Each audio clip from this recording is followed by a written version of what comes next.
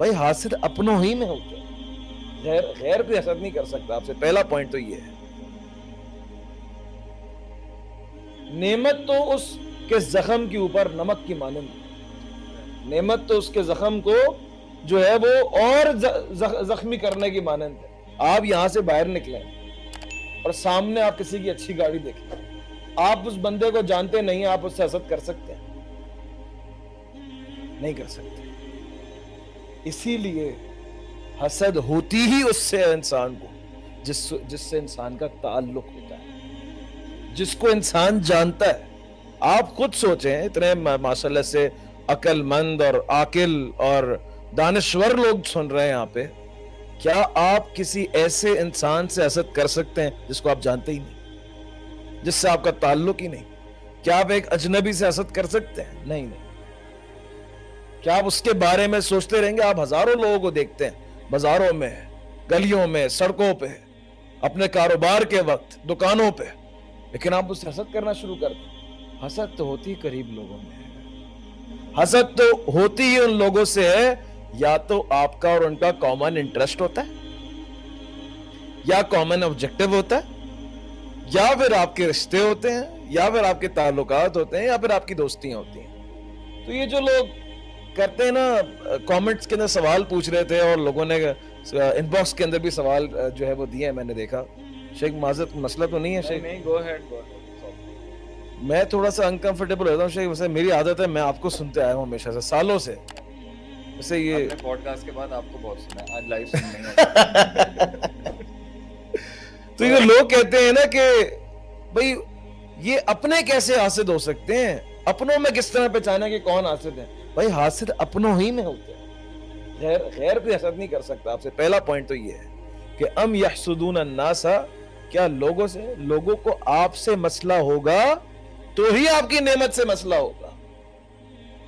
اگر کوئی آپ کی خوشی نہیں دیکھنا چاہتا نا, کوئی آپ کو کچھ اچیو کرتے ہوئے نہیں دیکھنا چاہتا, آپ کو کہیں ترقی کرتے ہوئے نہیں دیکھنا چاہتا, آپ کو کسی قسم کے ارتکاب آپ کا پسند نہیں ہے اس کو, آپ کو اگر 10 روپے کی چیز بھی مل جائے نا, چھوٹی سی چیز, وہ چاہے گا یہ بھی چھن جائے.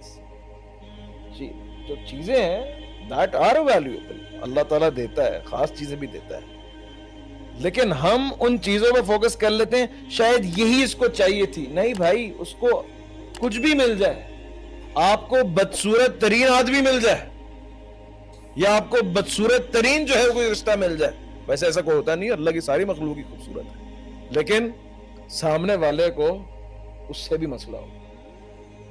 وہ کہتے ہیں نا کہ میں جو محب ہوتا ہے, جو محبت کرنے والا ہوتا ہے, وہ اندھا ہوتا ہے.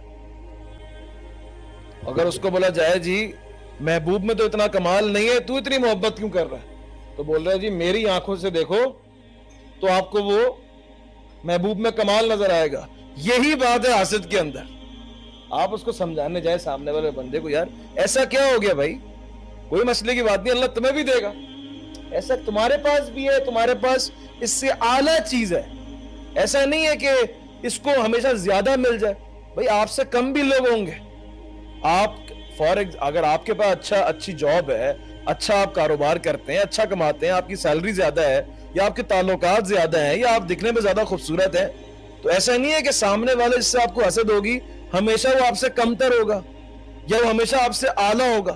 بھائی وہ آپ سے کم بھی ہو سکتا ہے کہ یار مجھے اس لیے برداشت نہیں ہے یہ بندہ, کیونکہ میں اس کو خوش نہیں دیکھ سکتا. چاہے اس کو اچھی چیز ملے, چاہے اس کو ہلکی چیز ملے, چاہے وہ چیز میرے پاس ہو, تب بھی میں اس کو خوش نہیں دیکھ سکتا. 2 پوائنٹس میں نے یہاں پہ کہے. ایک, حسد ہوتی ان لوگوں کو ہے جن سے آپ کے تعلق ہوتا ہے, جن کا آپ کے ساتھ انٹرسٹ ہوتا ہے, یا کامن انٹرسٹ ہوتے ہیں, یا پھر آبجیکٹو سیم ہوتے ہیں, اور رشتے بھی ہوں گے, اور یہ دوست بھی ہوں گے, اور قریبی بھی ہوں گے, پڑوسی بھی ہو سکتے ہیں, خونی رشتے بھی ہو سکتے ہیں. جو غیر ہے وہ آپ سے حسد نہیں کر سکتا. اور حسد کے لیے جو آپ کے پاس عین و شیء ہے, جو آبجیکٹ آپ کے پاس ہے, جو آپ کو اللہ تعالیٰ کی طرف سے انعام دیا گیا ہے, جو گفٹ ہے, وہ ضروری نہیں ہے اعلیٰ ہو تو ہی حسد کیا جائے. آپ جس چیز سے خوش رہنا سیکھ لیں, لوگ کہیں گے یہ بھی چھن جائے, یہاں تک وہ بولیں گے لوگ اس سے آخری سانس بھی چھن جائے. یہ رو کیوں رہا ہے, یہ ہنس کیوں رہا ہے, یہ دیکھ کیوں رہا ہے, یہ اس کی آنکھیں کیوں نہیں نکل گئی ابھی تک, یہ نابینا کیوں نہیں ہو گیا, یہ زندہ کیوں ہے. تو حسد کی کوئی لمٹ نہیں ہے. ایک انسان سے آپ حسد کر کے اگر اس کی گاڑی چھین لیں گے, اس کا بنگلہ چھین لیں گے, اس کا کوئی اینڈ نہیں ہے. آپ بولیں گے اس کے رشتہ کیوں ہے, طلاق کراؤ اس کی. آپ بولیں گے اس کی تو ہو گئی, اس کے بچوں کا رشتہ کیوں ہے, اس کی بھی طلاق. کسی آپ بس سکھ دکھ جائے آپ کا سامنے والا جو ہے. باقی شیخ صاحب کی بات تو سر آنکھوں پہ ہے. کلو ذی نعمت محسود, کہ ہر نعمت والے سے حسد کیا جاتا ہے. نہیں, آگے جو علت ہے وہ تو علامہ عطاہم اللہ مہاتا ہوں, لیکن کے اوپر ہی ہے. اسی پہ ہے, اسی پہ ہے. جو حسد ہے یہ تو چلے نقطہ ٹھیک ہے, لیکن آئی تو اسی پر ہے نا, جی. علامہ عطاہم, کہ ہم نے جو اسے عطا کیا. سو دا پوائنٹ آف کنٹینشن, میں اس پہ یہ ضرور کہوں گا کہ بیسک جو آتی ہے وہ اسی پر, عطا کے اوپر ہے. بندے سے ہو سکتی ہے, میں آپ کا یہاں رد نہیں کر رہا, لیکن بندوں کا بندوں کے ساتھ انٹریکشن کسی وصف کے ساتھ ہوتا ہے, اور وہ وصف جو ہوتا ہے وہ وصف بون آف کنٹینشن بنتی ہے حسد نعمت. بالکل.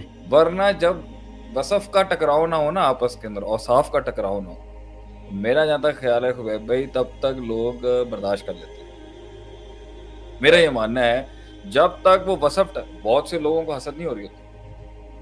حابیل میں اور قابیل کے اندر بھی جو ٹکراؤ تھا وہ تب پیدا ہوا ہے جب وہ وصف ٹکرا گئے آپس میں قبولیت کے, کہ اللہ نے قابیل کو قبول کیا فتقبل من احدهما ولم يتقبل من الاخر. تو وہ جو وہاں پہ تقبل نہیں جو ہوا نا, that became the bone of contention. اب وہ وصف جو ہیں جو ٹکراتے ہیں وہ جسمانی بھی ہو سکتے ہیں اور وہ بھی ہو سکتے ہیں. میں ابھی یہ عربی میں ایک مقالہ پڑھ رہا تھا, ایک بڑی اچھی ریسرچ تھی, اس میں دیکھا انہوں نے لکھا ہوا ہے نا کہ اہم یقسمون رحمت ربک, کیا وہ اللہ کی تقسیم. میں آ رہا ہوں اس کے اوپر, یہ اگلا فیکٹر تھا کہ ہوتی کیوں ہے یہ.